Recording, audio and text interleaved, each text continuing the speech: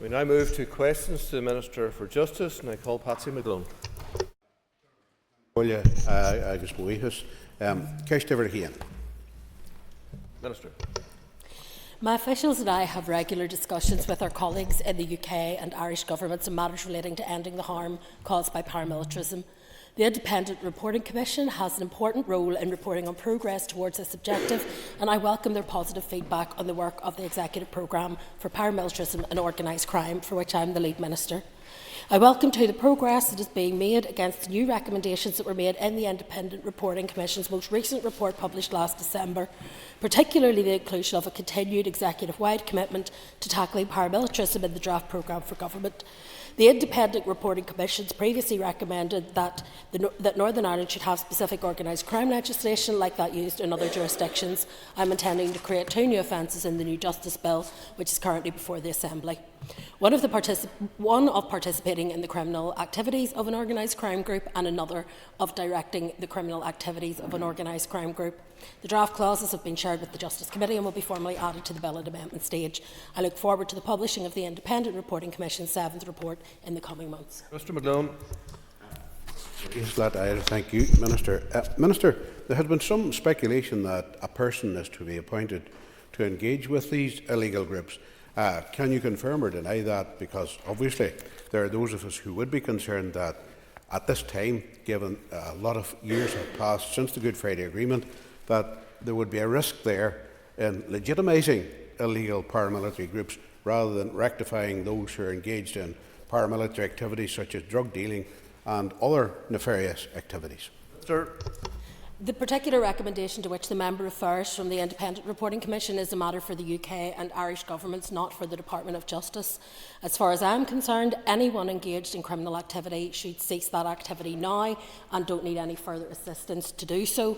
These groups should disband. It's unclear to me what any process of transition or interlocution would achieve. However, how the Irish Government and the British Government proceed with the appointment of any interlocutor is for them to decide. I would agree, however, with the member and would urge caution on any actions taken that could undermine the work of the Executive Programme on Paramilitarism and Organised Crime or lend any legitimacy to those organisations. Thank you, Mr Speaker. Minister, can you please outline what the proposed new organised crime offences will be? Thank you. Minister. Thank you to my colleague for asking the question.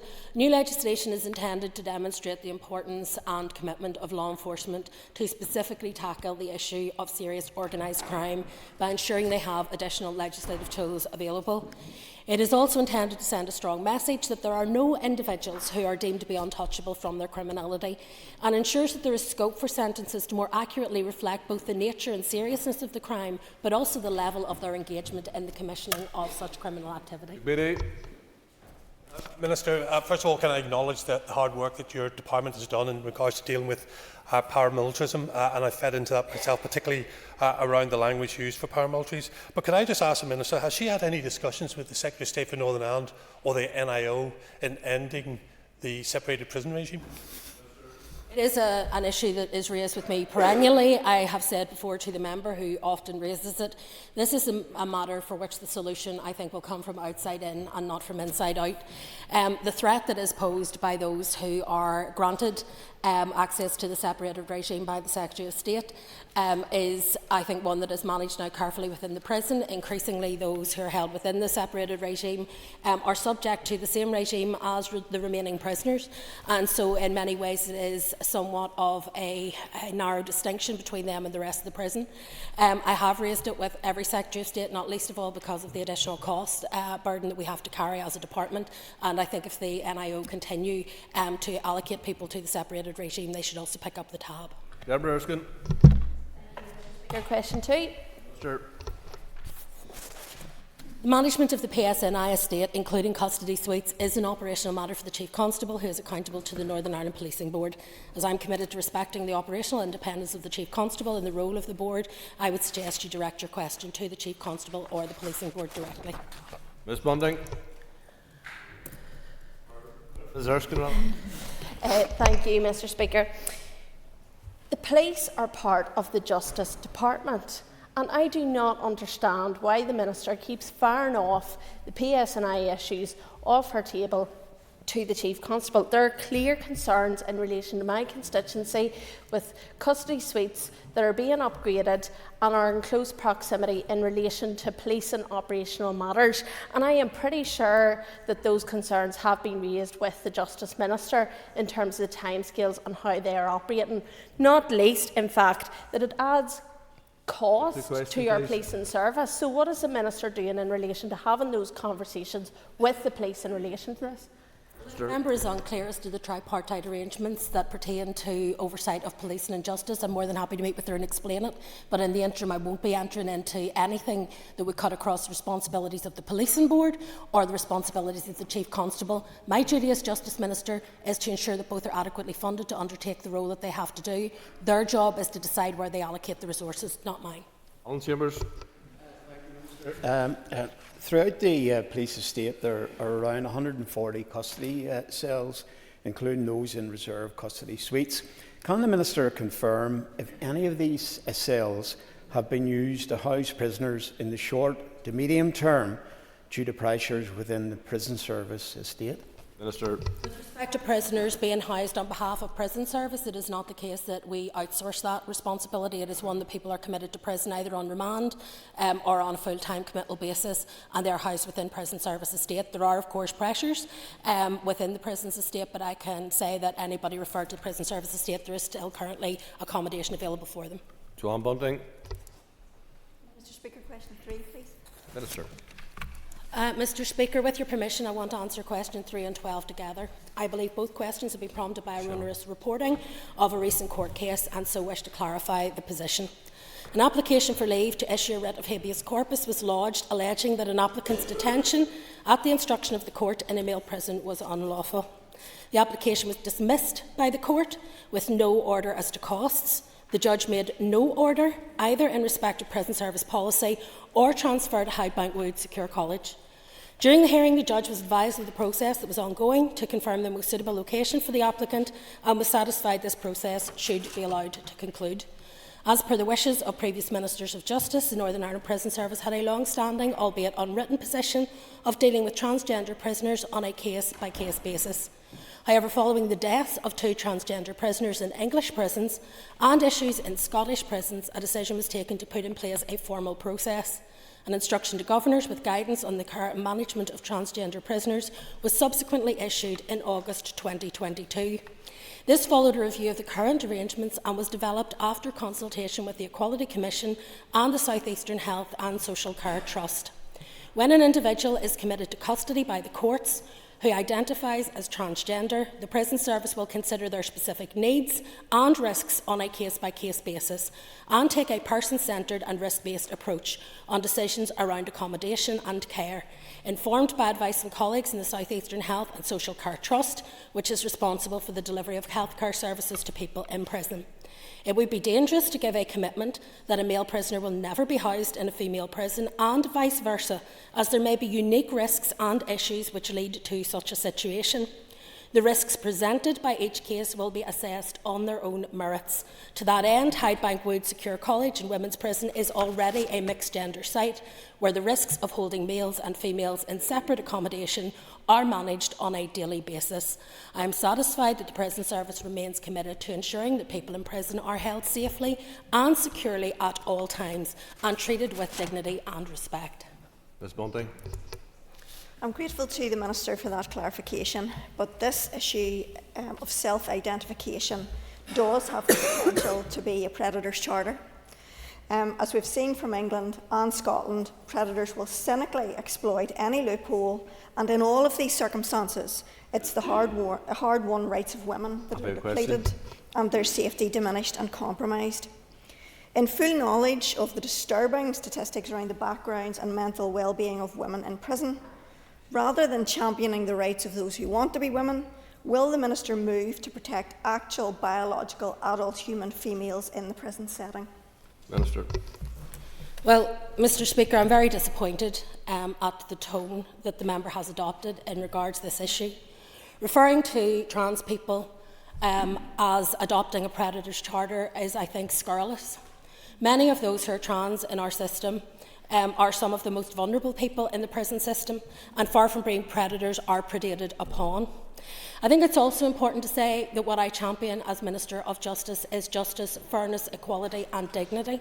And when it comes to prisons, I champion the safety of every single prisoner, whether that person identify as female, whether they were latent female, whether they were born as a man, whether they identify as a man. It is their safety and not any ideology, whether that be trans ideology or anti-trans ideology, that will drive the protective work we do within the prison system.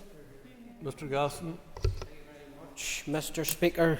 Minister, at the weekend one of our papers carried a report with the headline "Belfast Woman Cleared of Battering Elderly Mum in Row Over Table Salt." Does the Minister agree with me that that headline was an insult to women who suffer at the hands of violent men with squandering as women? Mr. Well, I'm not sure what the member understands by the word squandering, but it doesn't actually seem to match what he's actually talking about. However, it's not my job as Justice Minister to comment on headlines in newspapers. It is my job to ensure that the Justice Department does all in its power to ensure that, irrespective of how anyone identifies, when they come into contact with the justice system, whether they be a defendant, whether they be a victim or a witness, or whether ultimately they be committed to the prison system, their safety is paramount and their dignity is secure. Sean Mulholland.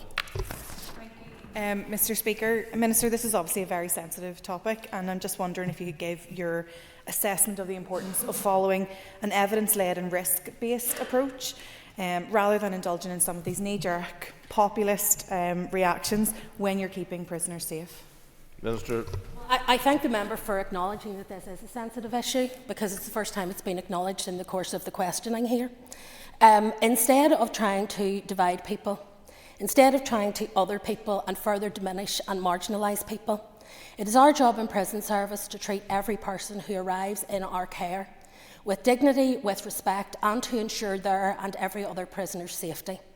Managing risk is what prison service does, and I commend our prison officers for the excellent work that they have undertaken in this regard, not just when it's now in the headlines, but long before it appeared in the headlines and became part of this ludicrous culture war that some people are indulging in today. We ensure that every prisoner, irrespective of how they identify, irrespective of their gender identity, their sexual orientation, their race, their religion, their colour, their creed, that they are treated with dignity, and that any risk that they pose to the remainder of the prison population is properly handled based on a proper risk assessment and an evidence base. That is how this should be done. It is how it is done for every single prisoner, because let's be clear, prisons are, by their very nature, places where dangerous people are held.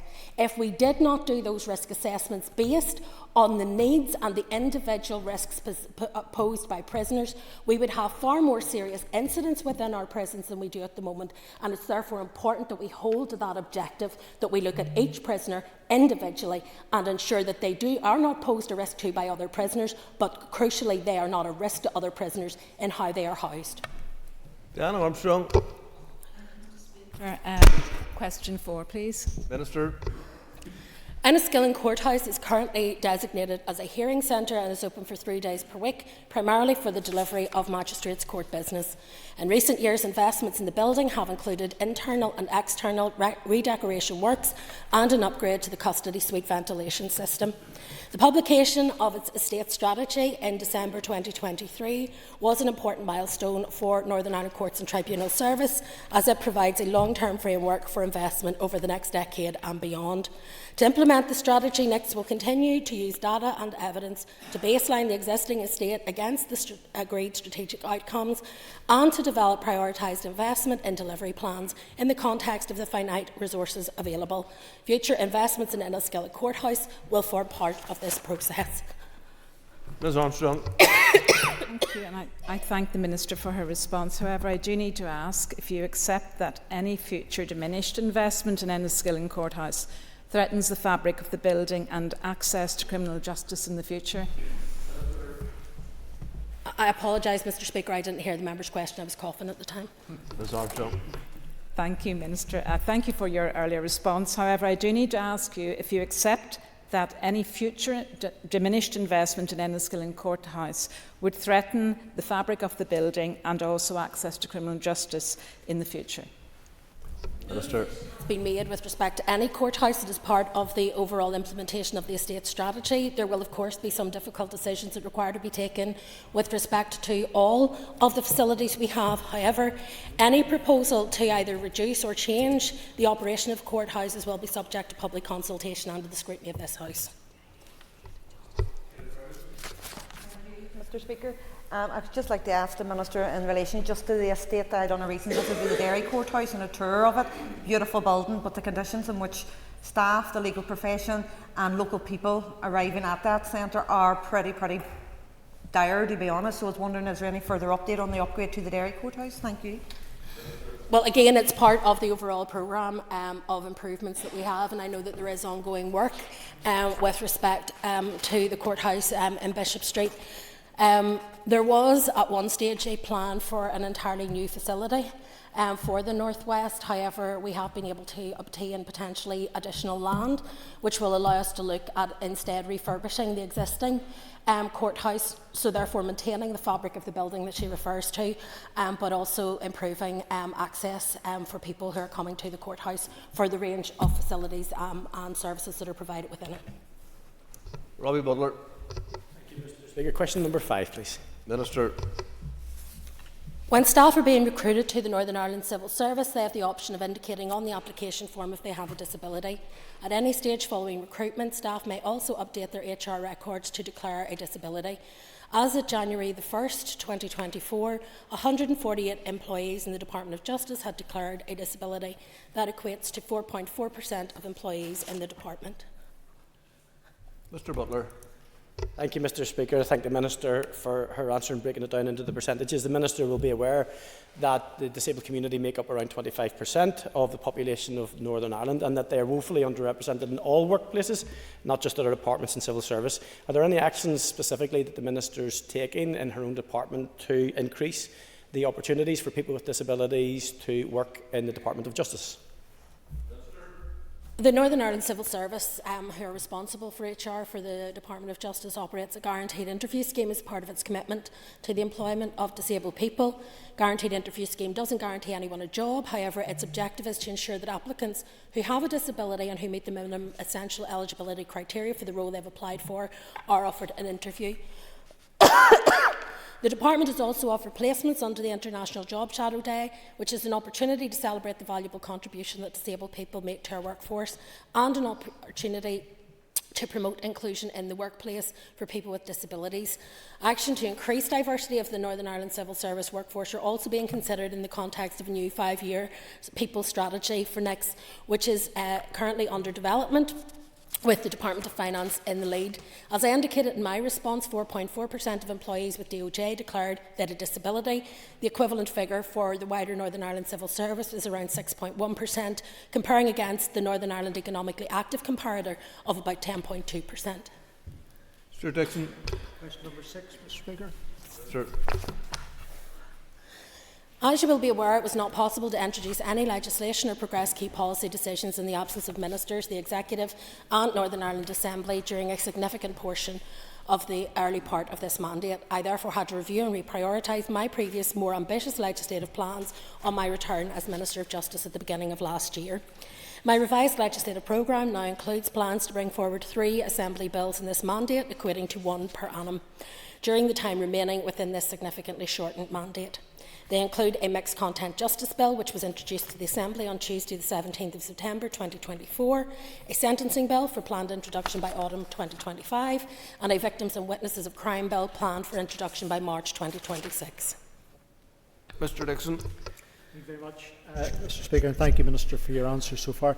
Minister, there's been a great deal of interest expressed to me as a former member of the Justice Committee about the content of the Victims and Witness Bill. Could you perhaps outline for the House what the general principles will be behind that bill and the type of offences which will be covered? Sure. Well, there are a range of issues that we're looking at in terms of the Victims and Witnesses Bill, in terms of, first of all, the potential to include some of the recommendations from Judge Marin's report around support for victims of hate crime and special measures within the courts. We're also intending to bring forward additional measures to complete some of the legislative requirements of elements of the Gillen Review, which we had agreed were necessary, and also to put the Victims Commissioner Designate on a statutory footing. There are a number of other issues that we're looking at. It is the third bill in the mandate, and so there is still development of that undergoing in terms of what we intend to include it. But it is important, I think, from my perspective, that those issues in particular are advanced during this particular mandate, and that we have the opportunity to look at, for example, legislation around disclosure regime, protection for complainants, and restricting access to third-party material, particularly when it comes to things like counselling records, which is an issue that I know many members are concerned about. Thank you, Mr. Speaker. Minister, I commend you for actually introducing legislation in 2024. Many ministers could learn from that. I also appreciate you being in the chamber. Clearly you're suffering from a cold, so fair play for being here and answering questions. But can I ask you, given the seriousness of the situation we face in relation to hate crime, given what we saw on the streets of Belfast last summer, will you revisit your plans not to introduce standalone hate crime legislation, which was a commitment in your party's manifesto, and seek to introduce a bill in this mandate which properly tackles hate crime? I appreciate you'll say it'll be part of another bill, but will you revisit your plans not to introduce standalone hate crime legislation? I have no intention to revisit those plans. I considered it very carefully before opting on the course of action I did. Had I decided not to decouple the different elements of the hate crime bill from each other and proceed with them as I have at pace, I would not be in a position to make any progress with regard to hate crime in this mandate, because it was to be the fourth bill of the mandate and therefore would have fallen off the end of the time frame. If I were to revisit it now, first of all, I would not have sufficient time for Legislative Council to be able to advance the hate crime bill and the policy development work that would need to take place within my department to happen before the end of the mandate, and so I would effectively be slowing down progress on hate crime rather than speeding it up. I have opted to accelerate it, albeit that means it won't be standalone. But to be clear, it makes no difference whether a bill is standalone or whether the legislative provisions are included in other vehicles. When they're legislation, they're the law. Guy. Question number 7, please. Minister. My department's additional allocation from the Executive in draft budget 25-26 is 134 million, compared to our stabilisation pressures initially reported of 207 million. In addition, His Majesty's Treasury has earmarked 38 million additional security funding for PSNI. This funding, combined with a reported 5 million reduction in pressures, leaves my department facing over 30 million stabilisation pressures. This excludes an estimated 15 million pressure as a result of the Chancellor's changes to the rules on employer national insurance contributions. My department also submitted capital bids of 146 million and received an allocation of 100 million. Whilst the allocations in 2025-26 are welcome, difficult decisions on prioritisation and service provision will continue to be required to manage the remaining pressures. This will continue to present challenges for legal aid payment times, the ability to grow police numbers, and delivery against the draft programme for government. Ms. Guy. Can I thank the Minister for her answer, and can I ask you for an update, please, on the PSNI workforce recovery business case? Minister. One of the executive priorities under the New Decade New Approach Agreement was to increase police numbers to 7,500. This is the same figure recommended by the Patton report 20 years ago. However, the reality is that police officer numbers are at a record low, and without additional funding it will not be possible for the PSNI to recover and grow as we would wish. So the PSNI has adequate funding to stabilise and recover numbers back to a sustainable position. I have repeatedly raised the need for a better financial settlement for my department with the Secretary of State for Northern Ireland, as well as with the Finance Minister and other executive colleagues. And I want to pay tribute to the Finance Minister, who I think showed in recent allocations that she has indeed listened to that argument. My officials are currently considering a business case from PSNI on stabilisation and recruitment, and we continue to work closely with PSNI colleagues to help support them to prepare a robust business case for onward submission to the Department of Finance. When that work's been completed, I will be making the case to the Executive for additional funding for this particular purpose. However, in order for the affordability requirements to be met, we will also need to deal with that additional £30 million of pressure that we have in the department. Otherwise, the affordability component of any any business case will not be met, and therefore it is important that as a department we continue to work to reduce that insofar as we can, as well as the PSNI and our other arm's length bodies seeking to do likewise. Mark Durgan. Thank you, Mr. Speaker. Thank the Minister for her answers thus far. Minister, does it remain the case that the Executive is not in line to get one-off Treasury funding of up to £240 million for the unforeseen and unavoidable costs arising from the PSNI data leak, and that this, along with the pressures just outlined by the Minister, mean that the PSNI's ambition, all our ambition to see recruitment of hundreds, even up to 500 PSNI officers in the next financial year is now extremely challenging, if not impossible? Well, I would agree with the member that it is extremely challenging. I would disagree with him that it is impossible, because I don't believe that it is impossible. I believe it is possible, and I believe if we work together we can achieve it. I think the first and most important part is for us to get the business case together, and that needs to be robust, because remember, there are costs to having too few police officers, as well as cost recruiting more, and we need to consider what those costs are, and that's part of the business case. It is, however, important to recognise, as the member has, that in addition to the immediate pressures that my department is facing, my department also faces exceptional pressures of £227 million in relation to legal claims for McLeod injury to feelings, for the data breach and for holiday pay. These costs are not affordable within my department's budget under any circumstance. The Finance Minister would conclude that they are also not affordable within the Executive budget under any circumstance, and therefore I continue to support the Finance Minister's efforts to secure a reserve claim from HM Treasury to fund those particular costs that are out with the normal workings of policing. And finally, on the matter of whether or not we keep pace with the investment of police services elsewhere in GB and indeed in these islands, none of the money that comes to us arrives here hypothecated, with the exception of security funding, which is directly sent from Treasury to the PSNI. And therefore we have to bid, like every other department, into the local processes, the devolved processes here, in order to be able to obtain the resources we need to run our police service, our prison service, and all of the other justice elements that we have to cover within budget. We have managed to do that reasonably successfully to date, and I want to thank again the Finance Minister for her work in that regard, but it is an uphill struggle. Dr. Aiken. And may I thank the Minister for her comments and answers so far. May I wish her a Happy New Year. Minister, the cost of the separated prison regime is a quite significant one. Has your department been able to analyse those costs and look at the impact that those costs are, and could you report those costs, please? Minister. My understanding at the last time I looked at this was it was somewhere between £2.5 and £4 million per annum for the separated regime. So in the overall context of my budget, a relatively small amount of money, but nevertheless, as the member says, significant.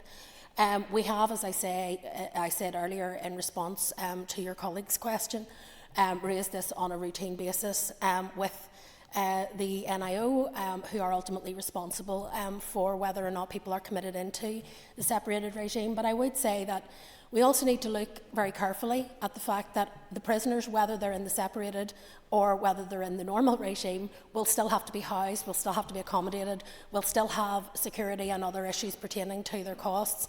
And so we should not lose sight of the fact that there will still be a cost to people being in prison, irrespective of how they're housed. But there is an additional cost as a result of separation, and it's something that I raise periodically with the NIO. I call David Honeyford. Speaker, question 8. Sure. Rehabilitation is a key priority for the Northern Ireland Prison Service. Individuals committed to its care are offered the opportunity to develop skills and employer-recognised qualifications to give them the best chance of securing gainful employment on release, which evidence shows is a key factor in desisting reoffending. Adopting the further education delivery model, Belfast Metropolitan College and North West Regional College deliver accredited training in all prison establishments, offering entry level 3 to level 3 in education, vocation and employability skills.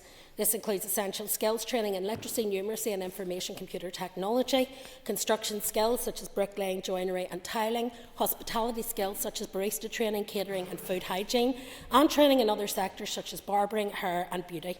Soft skills and interview techniques and CV writing are also offered as part of the range of employability skills programmes. Furthermore, higher education is accessible for prisoners in Northern Ireland through the Open University. We have to move now to topical questions, and I call Justin McNulty. Minister, in the 2 weeks from the 20th of December 24 to the 2nd of January 25, police here received 1,288 domestic abuse calls. That's 1,288. 92 calls every day over Christmas, which is significantly higher than the daily average across the rest of the year. Can the Minister outline what work her department has undertaken to establish and address the reasons for the increase in domestic abuse calls every Christmas? Minister. It is a well-known factor that periods where people are confined to home, where they don't have access to work, to school, to employment, and to other diversions, that sadly the number of reports of domestic incidents, domestic abuse, domestic violence increase. Times where financial pressure is laid upon that, particularly around Christmas, can indeed exacerbate that further. And in a culture where often the celebrations tend towards alcohol, that can further exacerbate any underlying issues within households. So it is not unusual for there to be a spike around domestic incidents when it comes to the Christmas period. However, it is not acceptable, Mr. Speaker, that anyone should be in fear at their home at any time of year, be that Christmas, Easter or any other period. And it's important that the PSNI, first of all, have the tools which we have provided through the Domestic Abuse and Civil Proceedings Act to be able to respond appropriately to those, but also that we have the other support services in place that are able, as part of the domestic and sexual abuse strategy, able to provide the frontline support to people who are affected directly by domestic violence and abuse. It is sad to see that these issues are seasonal, but it's also true to say that if one looks, for example, at large football matches, we know that the police brace themselves for an increase in calls in the aftermath of large sporting events for largely the same reasons. People being at home, having taken alcohol, their team loses, their team wins, and sadly the people who live in their household with them are the people who suffer most. Mr. McNulty. Thank the Minister for her answer. Minister, what reassurance can you give to victims of domestic violence and abuse who come forward that their cases will be taken seriously at every stage of the justice system? Well, I can give the assurance that, first of all, this formed my priority in the last mandate, which is why the legislation changed so dramatically during that period around this, around stalking, around sexual offences and all of the other related issues. And it continues to be my priority. It is important that anyone who is living under threat from someone living in their household, who feels fearful for their life, who feels fearful for their safety, who feels that they are being coerced and controlled into doing things with which they are uncomfortable, that they have the confidence to come forward and make those reports, and that they will be believed. There is a programme, as the member will know, of ongoing training for first responders in this area to ensure that they are ready to direct people to the right services. And it is also the case that there is training in place right across the justice system so that those they come into contact with. I cannot guarantee, no minister can guarantee, that everyone will have a perfect experience when they report a crime. But I can say, hand on heart, that the situation has improved dramatically over recent years in terms of that response. And I would fully encourage people who report and do not get the response that they're entitled to under the Victims and Witnesses Charter to come forward and make that known, either to the Victims Commissioner or to the Department, because we will act on that and raise it with those who are responsible. Thank you, Mr. Speaker, and thank the Minister for her answer so far, and I hope she's feeling better soon. In regards to the strategic framework on ending violence against women and girls, the Northern Ireland Civil Service presently has 69 safe space advocates trained, none of which come from the Northern Ireland Prison Service. Could I ask the Minister if this is likely to change? Are we likely to see safe space advocates within the Northern Ireland Prison Service? Well, the rationale for safe space advocates, you will know, is part of the TEO-led Ending Violence Against Women and Girls strategy. Currently, in terms of the work we do within prisons, we have a number of strands of work that we do with prisoners, both those who themselves are victims of domestic and sexual violence and abuse, and also those who are perpetrators in terms of perpetrator programmes. Given the living conditions with most of the people that we would be engaging with, the issue of safe space is the prison itself, and as I said earlier, it is our commitment to try to make that a safe space, not only for people to be able to make disclosure, but also for them to receive whatever counselling and support they may need in terms of recovery. It is an area that I'm happy to look at in future to ensure that if there are further areas where we can allow for additional support for people who are making disclosure or who feel that they are fearful for their safety, that we're able to do that in conjunction with our other partners. However, the member will appreciate that within Northern Ireland Prison Service there is very little of the estate that would be open to the public. The majority of it is there purely for the service provided to those already committed to our care. Mr. Biddy. Thank you, Minister. And you're right, and I guess in many ways what I'm looking at is training of ourselves, or training of our own workforce, because the Northern Ireland Civil Service has implemented a domestic and sexual abuse e-learning package for staff. Can the Minister confirm whether or not this e-learning package has been rolled out within the Northern Ireland Prison Service, so that our prison officers and all staff within the prison service continue with continuous learning in regards to this issue?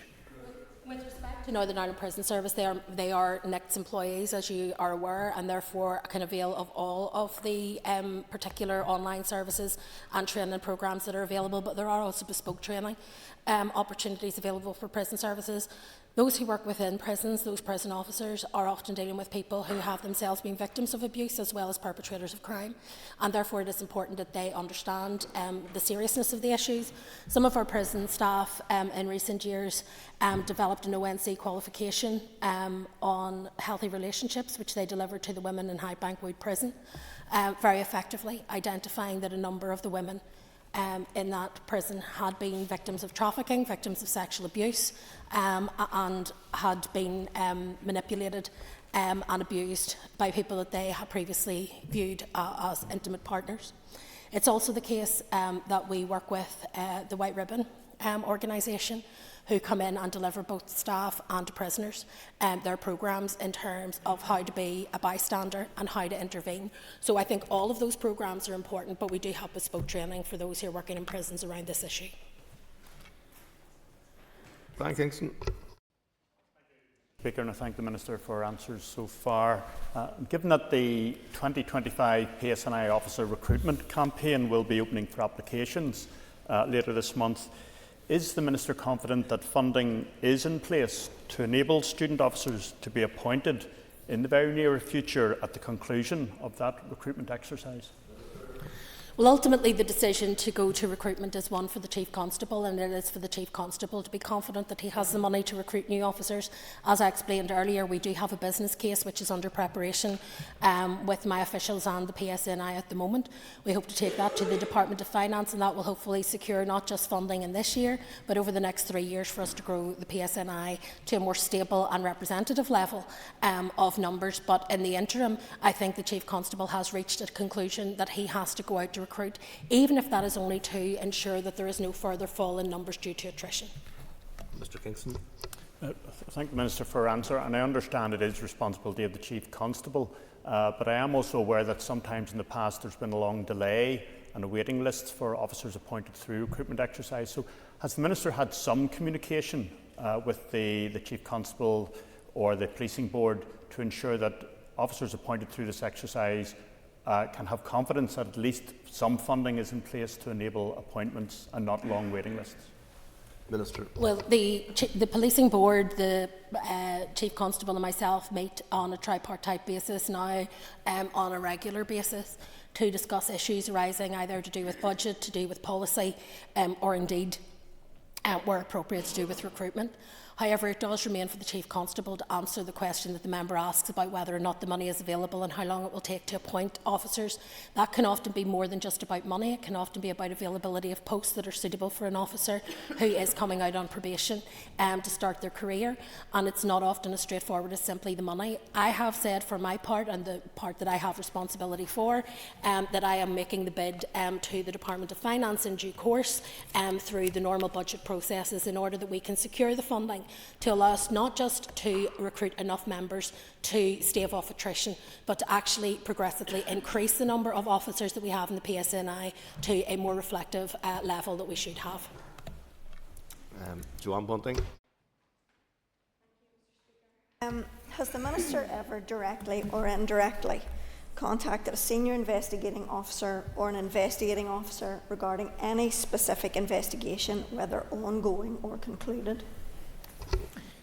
The investigation of crime is ultimately an operational matter for the Chief Constable, who is accountable to the Northern Ireland Policing Board. As I am committed to respecting the operational independence of both organisations, it would not be appropriate for me to become involved in live police investigations, as I have made clear repeatedly in this House, other than in circumstances where I am either the complainant or a witness. Ms. Bunting. Thank you, Mr. Speaker, and I'm glad that the Minister has clarified that, because she'll be aware that an issue has arisen in relation to an Alliance Party councillor, and there has been a... There is no point of order, but I'm going to just intervene here at this moment, because I did mention the issue about sub judice this morning. Yep. And if a case is ongoing, we should be very careful to notice the separation between this institution and the courts. Now, I'm speaking at the minute, Mr. Tennyson, so if you'd kindly keep quiet. Sorry? Right. So it is for the member, but I have to draw the attention to the member that anything that would jeopardise a court case is upon them. Thank you, and I'm aware of that, Mr. Speaker. If I'd been permitted to finish my question, it would have been clear that I wasn't going to stray into that territory. What I'm attempting to do is to offer the Minister an opportunity, because this is a serious matter of public importance. And I'm asking the Minister to make it clear, categorically, yes or no, whether she or anyone else on her behalf intervened in any way during or after any investigation. Minister. I can make it categorically clear, as I just did in my original answer, that I have never sought to influence or to in any way interfere in any live police investigation in my role as Minister. I can also make it categorically clear that I think raising this in this manner and indicating an individual in this context is completely and utterly scurrilous. Jerry Carl. In an answer to the Assembly question to myself, it was revealed that some 10,000 people were prosecuted for personal possession of cannabis over the last 5 years. Does the Minister think this is adequate and good use of justice resources? The policy and legal frameworks relating to the misuse of drugs, including the Misuse of Drugs Act 1971 and the Psychoactive Substances Act 2016, is reserved to the UK Government. It is therefore a matter for the Home Office to determine and bring forward any proposals on the benefits of decriminalisation of drugs. I have not been made aware of any plans within Home Office to decriminalise or review the classification of drugs. Any change to the status quo would require the engagement of all 4 jurisdictions.